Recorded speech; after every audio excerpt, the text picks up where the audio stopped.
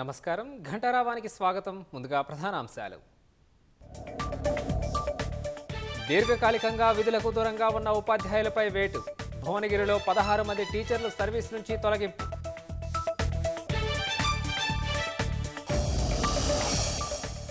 డ్రోన్తో విత్తనాలు జల్లే విధానాన్ని రూపొందించిన జయశంకర్ వర్సిటీ. కూలీల కొరతకు పరిష్కారం లభిస్తుందన్న వ్యవసాయ శాస్త్రవేత్తలు.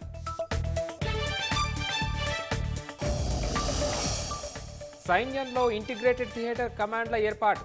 2025ను సంస్కరణల ఏడాదిగా ప్రకటించిన రక్షణ శాఖ.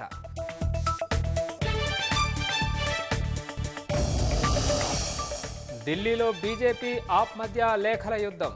ఎన్నికల్లో గెలవడానికి ఒకరిపై ఒకరు ఆరోపణలు.